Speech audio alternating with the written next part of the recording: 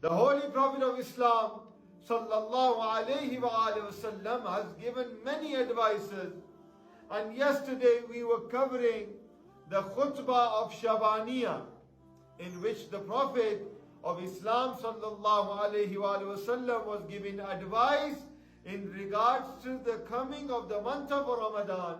So yesterday we completed up to when the Prophet of Islam says, maintain your ties with your kin, yani those people that are in your immediate family, always try to keep good ties with them.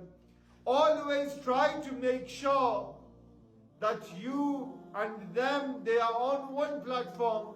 Yani you are always happy with each other.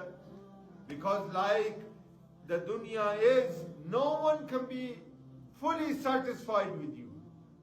But a part of you being a Muslim, a part of you being a follower of the Holy Prophet sallallahu alaihi wasallam is this, that you keep and you maintain the ties with your family and your kin. Then the Holy Prophet of Islam says, let your eyes not see things which are forbidden. Yani when we are fasting, the month of Ramadan is not just so that we stay hungry and away from water, but the Holy Prophet says that fasting is also that you guard your eyes.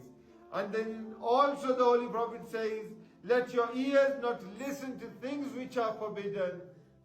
Now the deen of Islam, the Shariat of Ali Muhammad, is not something that we understand. It is what has been explained to us through the teachings of the Holy Prophet.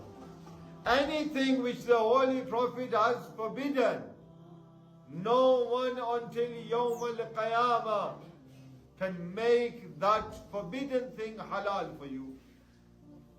We see that in our society, people celebrate jasans and they commemorate majalis according to how they think is right. But everything has been explained to us through the teachings of the Holy Prophet. Our jasans, our majalis, our commemoration, our rejoicing for Muhammad and Ali Muhammad should be done according to how they want us to do it. For example, if Allah Azza wa Jal has said that there are 2 rakat for namaz fajr, even though you might feel fit and well, you might want to recite 4 rakat, you might want to recite 8 rakat. But what will happen? Because Allah has only ordered you to recite 2 rakat. If you recite 4 for Fajr, those 2 which are for Fajr, they will also be returned back to you. Yani they will not be accepted. Yani Islam is a complete religion, and all advice given to us from Ahlul Bayt alayhi salatu wasalam in regards to the religion of Islam should be done to how they want us to do it. So if they have said, do not use your eyes for haram, it is not your job to see which is halal and haram, but it is your job to search and find what is halal and haram in Islam. If Ali Muhammad and the Holy Prophet of Islam has given you the dars to not listen to those things which are forbidden, it is your job as a Muslim to find out which things are haram for you to listen. Now let's go on to the other side. If the Holy Prophet has said to guard your ears and to guard your tongue and to guard your eyes, then Ali Muhammad alayhi salatu wasalam have given us the advice that the best thing that you can listen to and get sawab for using your ears, it is to listen to the tilawat of the Quran. Yani the tilawat of the Quran is such medicine that it helps your heart, it helps your mind, it helps your soul, and it also helps your body to heal. This is the barakat of the Quran. The Quran is such, the Quran has such barakat that it is in narrations that if a person uses the Quran for shifa, for a specific illness, Allah Azza wa Jal will give him shifa through the barakat of the Quran. Yani this is the fazilat of the Quran. Use your ears to listen to the hadith of the Holy Prophet. Use your ears to listen to the sayings of A'imma alayhi salatu wasalam. Use your ears to listen to the zikr of Muhammad and Ali Muhammad. Yani this is you making use of what Allah Azza wa Jal has given you. Now you tell me, if someone gives you a gift to use for something good, and you start using that gift for something which is bad, how would you feel? Allah Azza wa Jal has given us these gifts, these bounties, so that we can use them to get close to Allah Azza wa Jal, so that we can use them to attain qurb ilahi. So use these ears.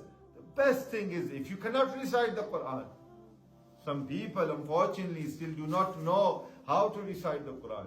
Does that mean that you stop listening to the Quran? No. It means use YouTube, use social media, listen to the Quran with translation in English, in Urdu, in whatever language you speak. Gain benefit from the Quran. The Quran is not a book that we keep on our shelves, but the Quran is a form of hidayat for us.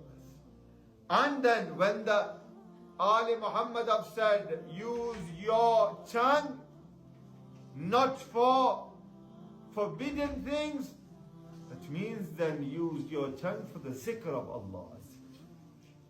If you cannot sit and recite chapter after chapter of the Quran, the least thing that you can say is Subhanallah, Alhamdulillah, Allahu Akbar, La ilaha illallah, Astaghfirullah. These are zikr which are meant for you to attain the closeness of Allah. Use your tongue instead of gossiping, instead of backbiting. Use your tongue to do the zikr of Allah. I was reading a hadith the other day in which Imam Jafar Sadiq alayhi salatu wasalam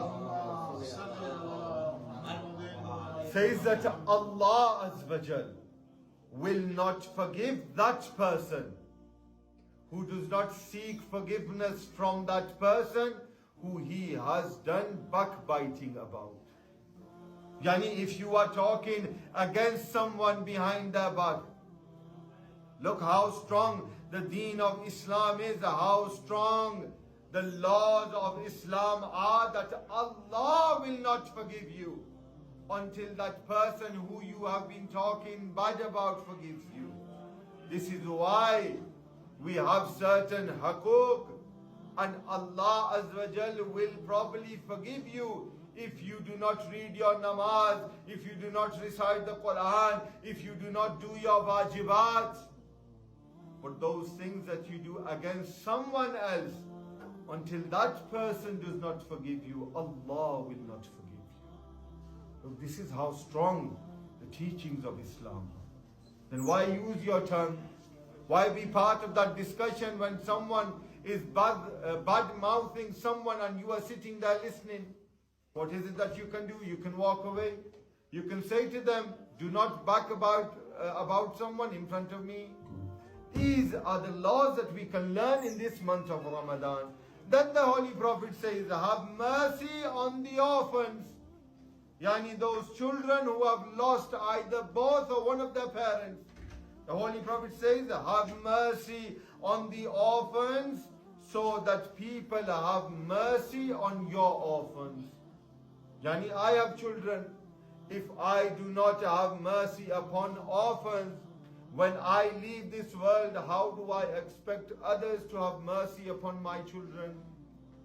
Yani the lessons from the deen of Islam, it is give and take. If you are willing to look after someone else, then if no one else looks after you, have yaqeen that Allah will look after you. If no one else is willing to listen to you, have yaqeen that the Holy Prophet of Islam sallallahu alayhi wa sallam is listening to you. Ali Muhammad are listening to you. Our Imam of our time, Imam Mahdi, Ajjalallahu Faraju Sharif, is listening to you.